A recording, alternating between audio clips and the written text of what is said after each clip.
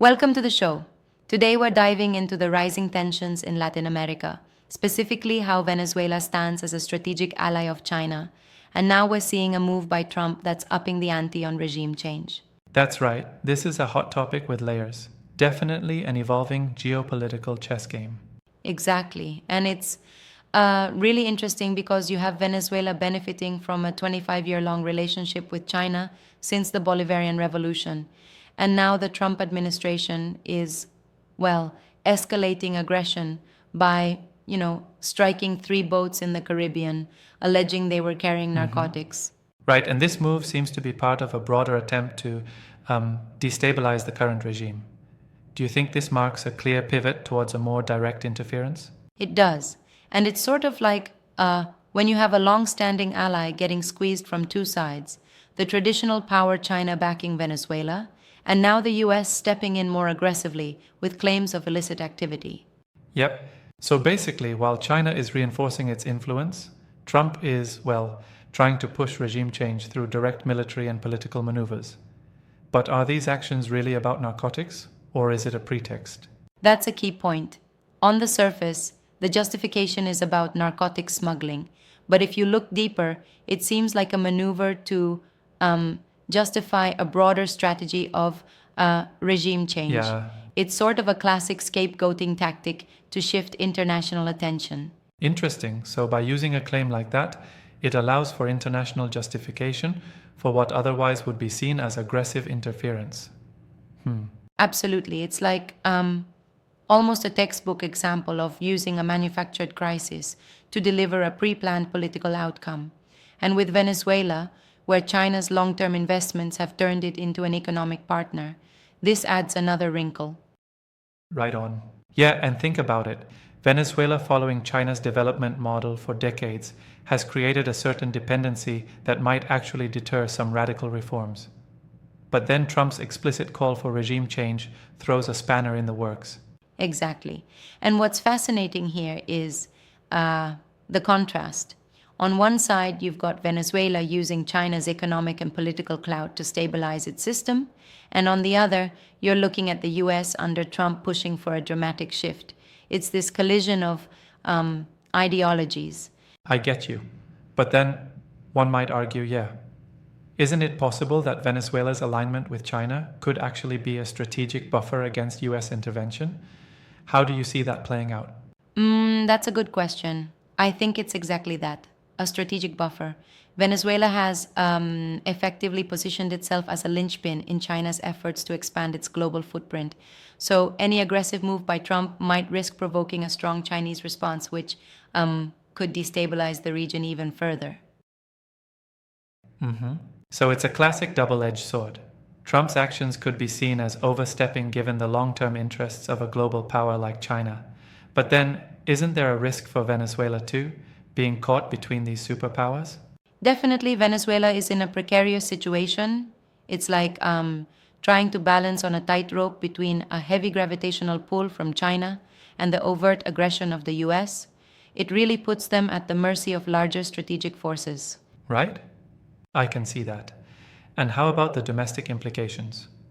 For instance, within Venezuela, the populace might view these interventions as external meddling, which could actually bolster nationalist sentiments. Yeah, and that's an interesting twist. Domestic politics often play a huge role here. When external forces are seen as meddling, leaders might rally the country around the flag, using it to consolidate power internally while painting the US as the Yep. villain. But here's a counterpoint. Don't you think that such strong reactions might stir up internal dissent? People might start questioning who really has their best interests at heart. Sure, that's where the internal complexity comes in. It's like every aggressive act has a twofold effect. While it might unite some under a common cause, it might also deepen divisions among others who are tired of authoritarian approaches, irrespective of the external threats. Indeed, right. So while the regime may justify its hardline approach as defensive, internally there's a risk of alienating segments of the population that favor reform or more democratic practices. Exactly. And speaking of international backdrops, this whole episode further entangles US China relations. It's like, Every move in Latin America becomes a proxy for these larger global rivalries. Absolutely. And it makes me wonder, what would be China's likely response if the US steps up even further? I think China would see any overt US intervention as a threat to its growing influence in the region, so they'd likely respond by beefing up diplomatic support or even increasing economic ties with Venezuela. For sure. It could escalate into a larger geopolitical standoff. Does that mean we're heading towards a more polarized Latin America, where countries must pick sides between US influence and Chinese backing? That could very well be the case. It's a modern day proxy battle where allegiances are not just about economics or politics, but also about asserting influence on a global Yeah. scale. I mean, it's almost like watching a high stakes poker game where every move could shift the balance of power. And speaking of shifts, what do you make of Trump's rhetoric calling this a regime change? Is it purely political, or does it signal a real shift in policy? It's a bit of both, really. On one hand, the language is certainly inflammatory. Using regime change is a way of signaling that there will be no tolerance for the status quo. On the other Definitely. hand, policy-wise, it indicates a willingness to use direct intervention as a tool, which is a marked shift from previous strategies. And that rhetoric does resonate differently domestically in the US versus internationally. In some circles, it might be seen as bold, but in others, like allies of China, it's just a recipe for further conflict. Exactly. And the narrative is tightly interwoven with media portrayals. Like the video we're discussing, it's produced by Breakthrough News, and it's part of their series that takes a deep, independent look at how both China and US narratives are constructed. Yeah, and that's so crucial. Understanding that the media itself plays a vital role in framing these conflicts. The way they choose to emphasize certain details, like the strike on the boats, significantly affects public perception. Totally. And it's also interesting that they brought in someone like Carlos Ron, a former Venezuelan deputy minister, to give an insider's perspective on how decades of alignment with China shaped current policies. It's like hearing from someone who's been in the trenches of these decisions. Absolutely. And that insider perspective helps us unpack the subtle signals behind the aggressive US moves. But I have to challenge one point here. Don't you think the emphasis on narcotics as the justification is a bit overblown compared to the geopolitical motives? I agree, and that's where the critique really comes into play. The narcotics angle seems more of a veneer, an excuse to mask an underlying desire to force political change. It's like when you advertise a complete remodel by pointing out a Yeah, broken exactly. window. Right.